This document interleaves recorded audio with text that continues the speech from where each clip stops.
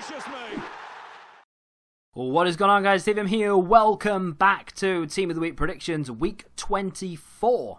Up first, we have Alisson of Liverpool. Of course, he does have a one-to-watch card, and normally in a big game like Man United-Liverpool, there will be an inform. It was not a dull 0-0 by any sense of the word, but Alisson came out on top, making several saves. He was crowned man of the match, and he made a last-man tackle. In fact, he made a great save in the first half from Jesse Lingard, and I think that'll just about be enough. Joe Pigott up next of Wimbledon with a hat-trick and 1 assist in a 4-3 win. I think this was a midweek game, correct me if I'm wrong. And unfortunately, it did start off life as a bronze, so it's only going to go to a silver, and not a great-looking silver at that, unfortunately. Rosero Valencia up next, or Daniel Rosero, as he's known in real life. I'm not quite sure why FIFA do that. They sort of they name them other things compared to what the official websites and team sheets call them. 1 goal in a 2-1 win. He doesn't look like a bad card, actually. From a not-so-looking bad card to a bad-looking bad card. Ben Rama, unfortunately, doesn't look the best, but he did get himself a hat-trick and 1 assist and a Man of the Match award in a 5-1 win for Brentford. Chiquinho up next. I've probably mispronounced that, I do apologise. 2 goals and 1 assist and a Man of the Match award in a 3-1 win. Again, not the best looking card in the world, but EA may or may not boost them. I think they probably should, though, because these cards are more or less unusable. Even if you are a fan of them, you're not probably going to want to pick them up. Up next is the Rangers player, Tavernier. I've probably mispronounced that because obviously he's English, so it's probably Tavernier. I don't know. But 1 goal, 1 assist and a clean sheet and a 5-0 win for Rangers. I featured him a few weeks ago. It actually looks like it's a really nice right back for an 80 rated. But he missed out then. Hopefully he won't this time. Van der Beek up next of Ajax.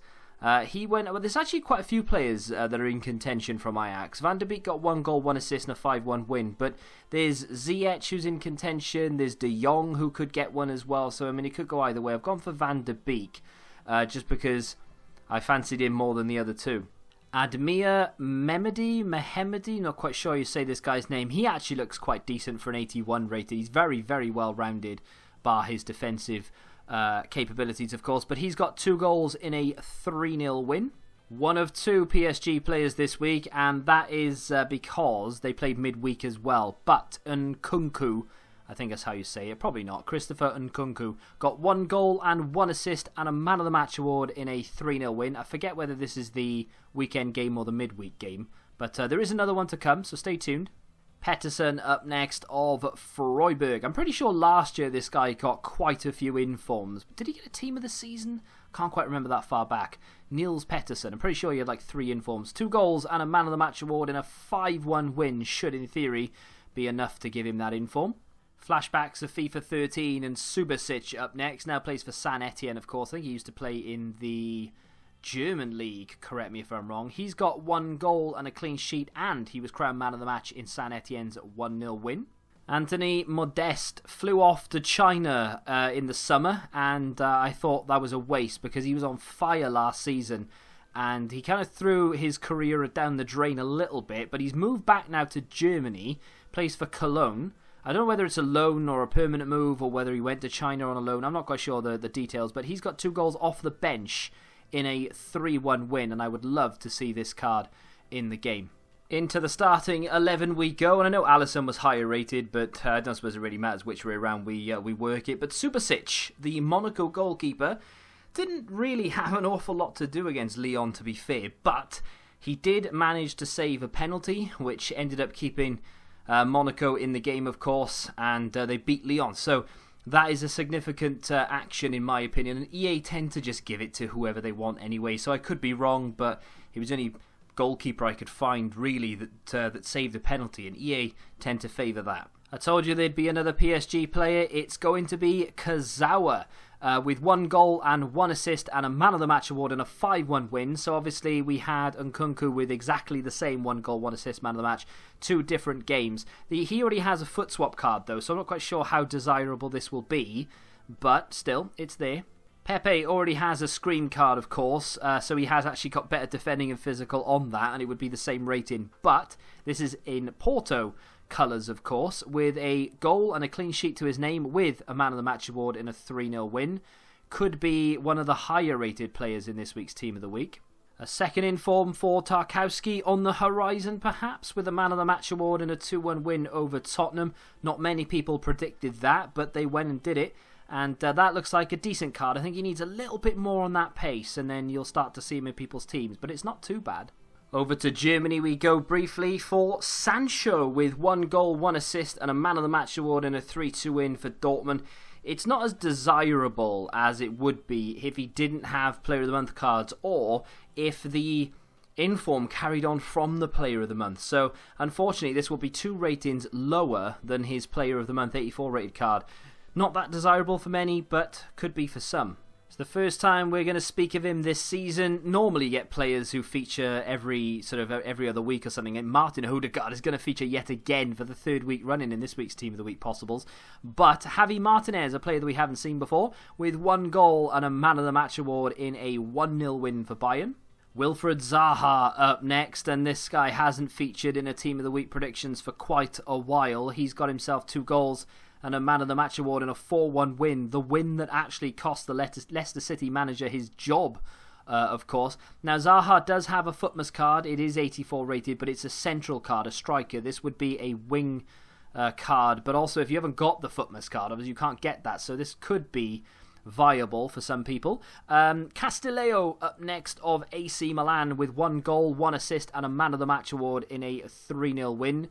One of the, I can't believe I'm saying it, but one of the more desirable players from this week's Team of the Week, unfortunately. And then moving on back to the Premier League, but sticking in Spain, we have Deulofeu. And if you think I'm mispronouncing that, that is taken straight from a Spanish man's mouth. 84 rated, is a central card. I think he does have a foot swap card that's about the same as well. He got a hat-trick and 1 assist and a Man of the Match award in a 5-1 win. Back in Germany this time with Jovic, 1 goal and 2 assists and a Man of the Match award in a 3-0 win for Frankfurt. Lionel Messi to finish things off for the starting 11, and is there any doubt about this one? A hat-trick and 1 assist, and of course a Man of the Match award in a 4-2 win. One of the better goals you'll see as well this season in the Spanish League. One hell of a goal from Lionel Messi, and that should do it. On to the possibles now. There are quite a few. A couple of decent looking players in there, but I'm not quite sure what EA are thinking these days, so might as well run through them. Up first, we have Matt of Newport. Now, I'm just putting this in there because I'd love to see it, not because I think he's actually got a chance. 2 goals and 1 assist in a 4-1 win midweek.